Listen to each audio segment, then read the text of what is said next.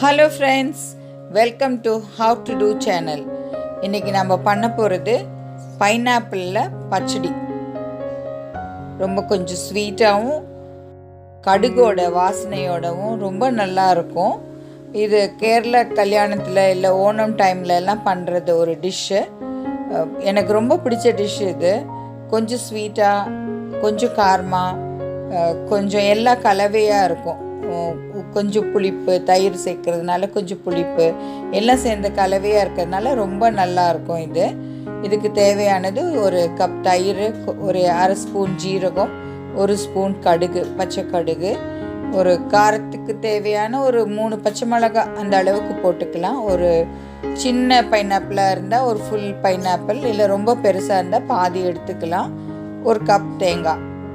இப்போ நம்ம ஒரு குக்கர் எடுத்துகிட்டு பைனாப்பிளை தோலை சீவிட்டு சின்ன சின்ன பீசஸாக, ரொம்ப பெரிய பீசஸ் வேண்டாம், சின்ன பீசஸாக அதிகமாக வெந்ததுக்கப்புறம் வாயில் கடுப்பிடாத மாதிரி உங்களுக்கு சின்ன சின்னதாக கட் பண்ணி போட்டுக்கோங்க. அதில் ஒரு 1/2 டம்ளர் தண்ணி ஊற்றிக்கலாம். கொஞ்சம் தேவையான அளவுக்கு உப்பு சேர்த்துக்கலாம்.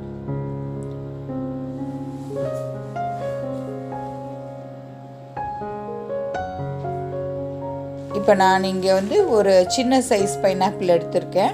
அதனால் கொஞ்சம் உப்பு தேவையான அளவுக்கு போட்டுக்கிறேன். ஒரு அரை ஸ்பூன் உங்களுக்கு மிளகாய் தூள் சேர்த்துக்கிறேன். கொஞ்சம் மஞ்சத்தூள், உப்பு, கொஞ்சம் மிளகாய் தூள், கொஞ்சம் மஞ்சத்தூள், அரை டம்ளர் தண்ணி, பைனாப்பிள். இதை நம்ம குக்கர் மூடி போட்டு நல்லா வேக வச்சிடலாம். விசில் போடணும். ஒரு 3 அல்லது 4 விசிலுக்கு இந்த பைனாப்பிள் நல்லா வெந்துடும். விசில் போட்டுடுங்க. ஒரு 3 to 4 விசில்.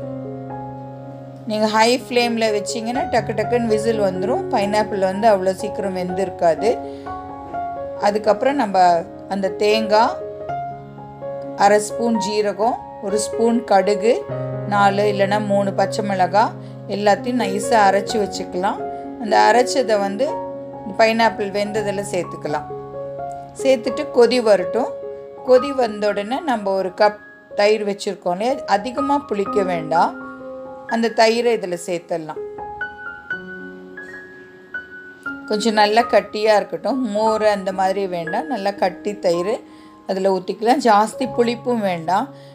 ஏன்னா பைனாப்பிளோட ஸ்வீட்னஸ் நமக்கு தெரியணும்.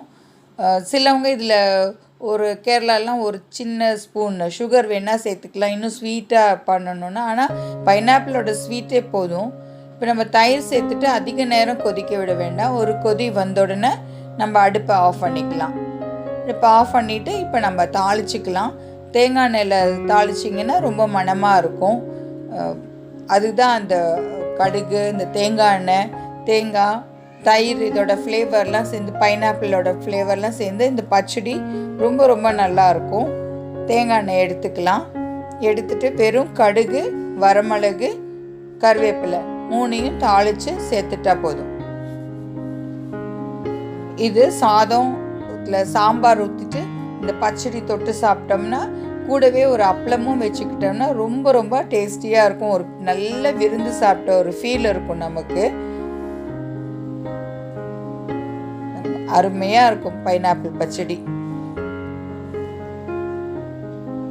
ஸோ கண்டிப்பாக இந்த பச்சடி நீங்கள் செஞ்சு பாருங்கள். கமெண்ட்ஸ் போடுங்க எப்படி இருந்ததுன்னு சொல்லிவிட்டு. நான் சொன்ன டேஸ்டெல்லாம் உங்களுக்கு வந்துதான்னு பாருங்கள். இந்த வீடியோ உங்களுக்கு பிடிக்கும். அதனால் லைக் பண்ணுங்கள், ஷேர் பண்ணுங்கள், சப்ஸ்கிரைப் பண்ணுங்கள். தேங்க்யூ.